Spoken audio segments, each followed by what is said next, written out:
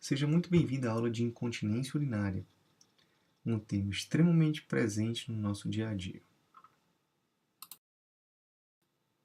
Ao longo dos próximos slides, conversaremos sobre os aspectos epidemiológicos, a classificação, os fatores de risco, formas de diagnóstico, bem como todo o tratamento dessa doença.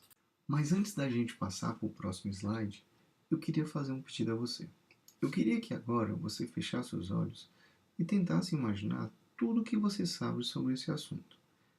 Eu vou deixar separado aqui alguns segundos para você fazer isso, pois eu tenho certeza que todo o conhecimento prévio sobre a incontinência urinária, já que é uma doença extremamente prevalente, com certeza você sabe alguma coisa. Você sabe, talvez, quem mais é acometido, qual é a faixa etária, se é somente vovô, somente vovó, se também tem jovem acometido por isso. Cada um de vocês tem sim um conhecimento prévio muito importante. E a partir dele, nós iremos trabalhar trazendo informações mais precisas para deixar esse conhecimento mais sedimentado possível. Portanto, agora, pense bem e reflita sobre o que você sabe sobre esse tema.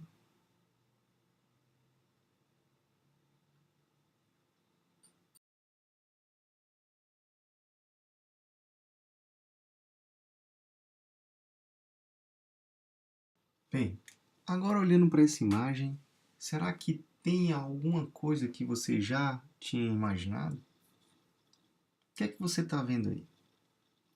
Você vê uma senhora fazendo suas atividades diárias e não conseguindo controlar. Quando ela vai se deitar, ela não consegue levantar a tempo e ela já está perdendo urina. Ou melhor, quando ela tenta chegar ao banheiro, a vontade de urinar era tão intensa que nem deu tempo dela chegar lá. Olhando para essa imagem, como vocês imaginam que é a vida dessa paciente? Imagina o medo que ela tem de sair. Imagina o componente depressivo, uma qualidade de vida muito alterada, uma pessoa que tem receio de ir para a casa de alguém porque tem medo de quando chegar lá não ter um banheiro disponível para poder urinar, uma pessoa que já tem uma certa grau de dificuldade de mobilidade, ela vai ter dificuldade de ir ao banheiro, então essa paciente ela vai ter que estar forrada há mais tempo, então com isso também vem outros tipos de doenças. Já nessa outra imagem, o que é que a gente consegue ver? A gente consegue ver que não é mais aquela vozinha que está ali em casa, apenas no seu quarto, tendo dificuldade no banheiro. Aí a gente tem uma paciente jovem, em que quando ela faz um esforço, uma tosse, um espirro, quando ela menos percebe, está ali a roupa dela manchada, a roupa dela, né, teve um escape de urina. Né? Ou então aquela sensação de que a mulher ela não consegue, ela tenta prender o suficiente, mas vem uma vontade incontrolável, ela não consegue segurar e ela perde urina. Essa perda pode ser apenas algumas gotinhas, mas às vezes, infelizmente, existem situações extremamente constrangedoras em que a mulher realmente perde um volume muito grande, chegando até a escorrer pela perna. Bem como, né, aquelas situações em que a mulher faz um esforço abdominal. É a mulher que tem uma dificuldade muito grande para ir para uma academia, fazer um jump, um spinning, um funcional. Ela tem medo de quando vai fazer um esforço, empurrar algum objeto, afastar um móvel dentro de casa, ou até mesmo quando sai com as amigas, né, tem extremo receio de estar num local onde ela possa tossir, espirrar, gargalhar.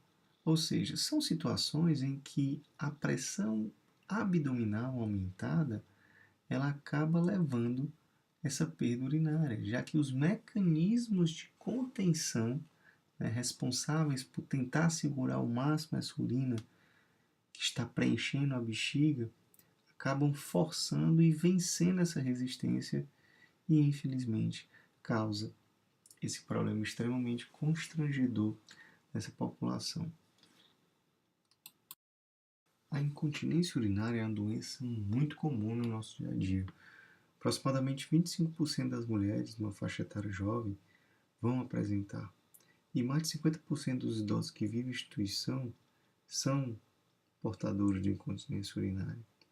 Isso acarreta anualmente, segundo fontes norte-americanas, um gasto de mais de 16 bilhões de dólares.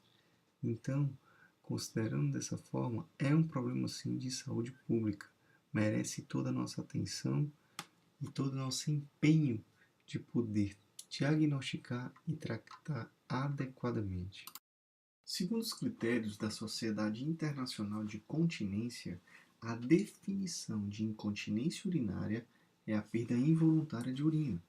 Esta, por sua vez, se classifica em dois grandes grupos: a incontinência urinária de esforço e a de urgência.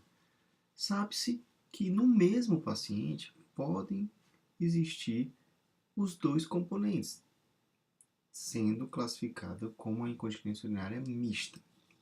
Não podemos esquecer também daqueles pacientes que já foram submetidos a algum procedimento cirúrgico e que passam transitoriamente por um período de perdas urinárias involuntárias. Muitos desses pacientes conseguem, ao longo do tempo, recuperarem parte ou completamente a sua continência. Já outros, infelizmente, isso não é possível e há necessidade de lançar mão de artefatos e dispositivos que vão tentar ser responsáveis por essa continência. A incontinência urinária de esforço, como o próprio nome diz, está relacionada com aquelas situações de alguma força intraabdominal que consegue superar os mecanismos de contenção. Então, naquelas situações em que o paciente tosse, espirra, dá uma gargalhada, corre, pula, vai à academia. Então, essas situações elas estão relacionadas a essa perda. Já nos casos da urgência, também o nome é muito sugestivo. São aquelas situações em que há uma contração, né, involuntária da bexiga, do músculo da bexiga, e essa contração acaba acarretando, né, se tiver presença de urina no interior da bexiga, perda desse conteúdo. Né? Muitas das vezes os pacientes eles relatam, né, uma vontade, né, absurda de urinar, que muitas vezes não dá tempo de chegar ao banheiro. Né? Como o próprio nome diz, é bem sugestivo mesmo, é uma urgência. Né? Então, para cada tipo de incontinência, existe um tratamento muito específico. Daí a importância de conseguir diferenciar bem através, né, dos critérios diagnósticos, dos mecanismos que se lançam para poder tentar chegar ao melhor diagnóstico possível para que o tratamento seja muito efetivo. Dentre os fatores de risco mais relacionados com a incontinência urinária, temos a idade. O paciente mais idoso ele está mais propenso a ter incontinência. Aqueles pacientes mais obesos chegam a ter quase 3 vezes maior risco. Né? Pacientes que fazem uso de cigarro, eles têm uma severidade maior dos sintomas. Né? O uso de substâncias que acabam irritando a bexiga, como a cafeína e o álcool, também podem agravar esses sintomas. Já situações como a doença pulmonar obstrutiva crônica, em que o paciente tem tosse crônica, ele pode aumentar aquelas taxas da incontinência urinária de esforço, devido ao esforço repetitivo da tosse, bem como quadros de constipação relacionam-se com alteração do equilíbrio na região pélvica, podendo também estar relacionado com isso. Em relação à paridade, diversos trabalhos já foram publicados, mas não conseguiram efetivamente diferenciar se a via do parto tem mais relação ou não com a presença da incontinência urinária. O que se sabe é que a multiparidade, pacientes que têm diversos filhos, né, vários filhos, elas estão mais propensas a ter um certo grau de continência. Isso decorre de alterações anatômicas e estruturais, né, em relação à musculatura do assoalho pélvico, que ele acaba sendo mais exigido, e isso sim, né, relaciona-se comprovadamente com quadros de perda urinária. Chegamos ao diagnóstico, em que se baseia principalmente, né, toda a clínica que o paciente vem a desenvolver. Então, um diagnóstico baseado principalmente na anamnese, em que se busca, através dela, identificar fatores que podem ser desencadeadores desse quadro. E um dado muito importante, porém que infelizmente é pouco utilizado na prática clínica, é o diário miccional. O que vem a ser isso?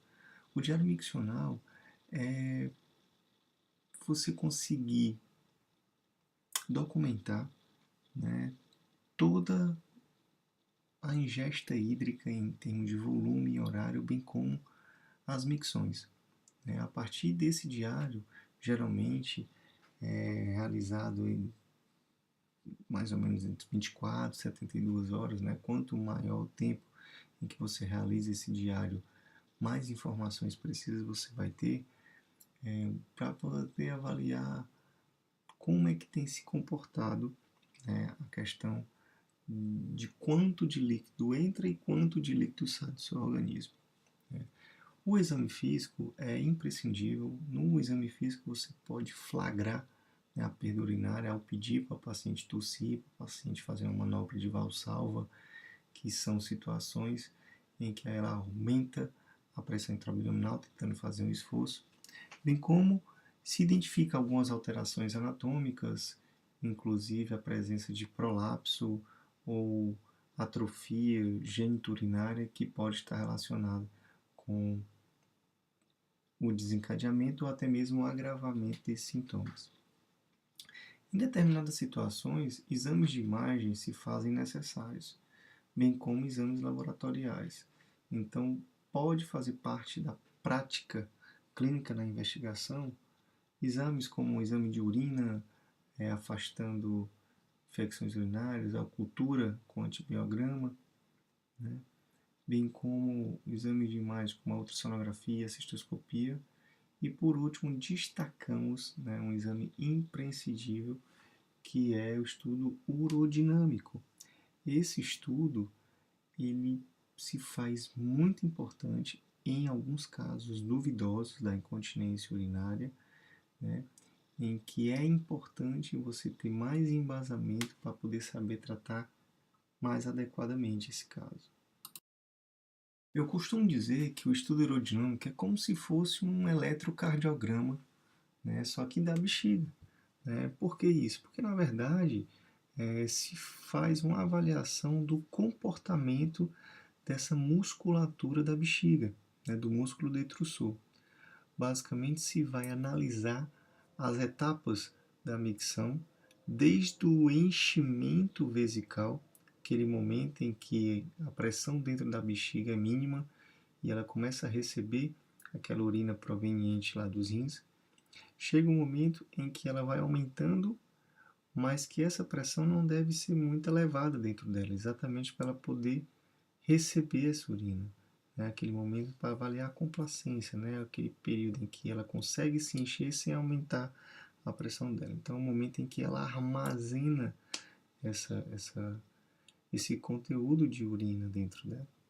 E a terceira fase é a fase do esvaziamento, é como ela se comporta nesse esvaziamento, né? Então, a partir desses achados, né, isso dá um substrato muito grande, dão diversas informações de como é esse comportamento, se essa bexiga faz muito esforço para urinar, se ela tem que vencer uma resistência muito grande, se não tem resistência nenhuma para que essa urina saia, se há contrações involuntárias, são aquelas contrações em que o músculo, por si só, ele resolve se contrair, né, mesmo que o paciente esteja sem vontade, e aí durante essa contração pode haver essa perda.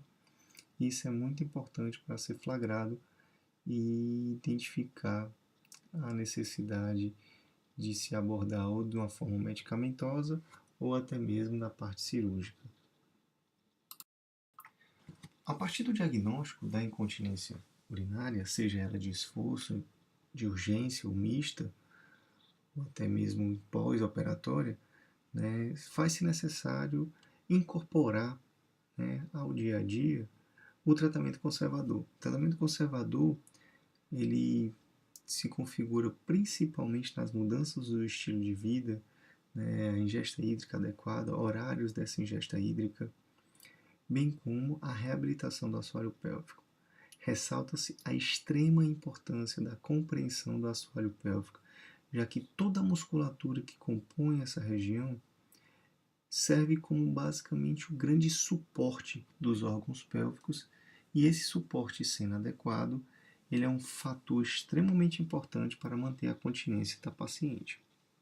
Quando há alguma alteração, né, nesse suporte, há consequências, e entre elas a consequência é a perda urinária. Né? Dentre medidas do tratamento conservador, existem técnicas de fortalecimento dessa musculatura, desde exercícios, né, de uso de aparelhos que consigam fortalecer essa musculatura, biofeedback, exercícios de Kegel, né, que são formas de tentar fortalecer essa musculatura. Portanto, o tratamento conservador deve sim ser sempre encorajado, né, praticamente em todos os tipos da incontinência urinária, porque esses benefícios eles são sim considerados de longo prazo. Então, pacientes que podem eventualmente estar apresentando naquele momento um determinado tipo de continência, lá na frente, né, ele pode vir a desenvolver fatores que acabam trazendo mais complicações àquele tipo de continência. E sim, o uso do tratamento conservador consegue amenizar e por muitas vezes, né, diminuir tanto os sintomas desses pacientes que não há necessidade de ser muito agressivo no tratamento. Abordaremos agora o tratamento cirúrgico mais comum e com das maiores taxas de sucesso para a incontinência urinária de esforço, que é o sling, que é o uso de telas, né, sem tensão na região topográfica da uretra média. Né? Se passa uma tela através de um acesso vaginal. Essas agulhas elas são passadas às cegas, porém respeitando, né, os limites anatômicos e as referências anatômicas para minimizar as complicações. E essa tela, ao passar na região da uretra média, o seu objetivo é gerar um intenso processo inflamatório no local, com cicatrizações e fibrose, permitindo que haja, de uma forma fácil para entender, é como se alterasse anatomicamente a posição da uretra, aumentando a resistência da passagem da urina que é proveniente da bexiga. Então, a partir disso, tenta-se aumentar essa resistência para diminuir a chance dessa perda.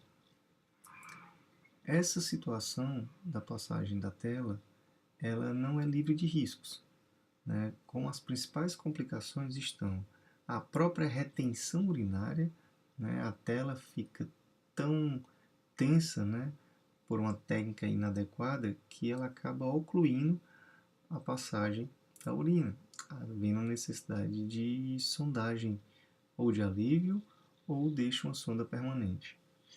Nessas situações, uma conduta a ser realizada é reoperar o paciente e por muitas vezes tentar tirar essa tela.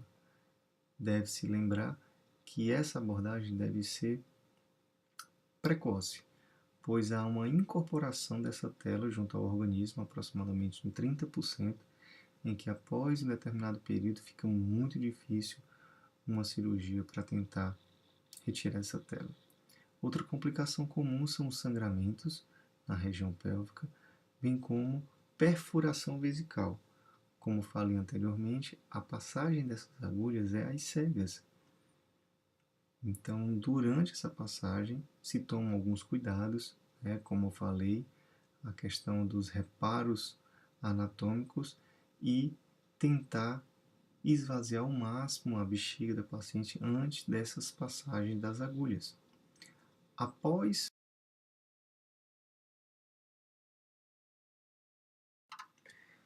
Como falei anteriormente, há situações em que a incontinência urinária ela ocorre após alguns procedimentos cirúrgicos. Os mais comuns são procedimentos masculinos, como a prostatectomia radical ou a radioterapia, em que há um certo comprometimento do funcionamento do esfíncter urinário.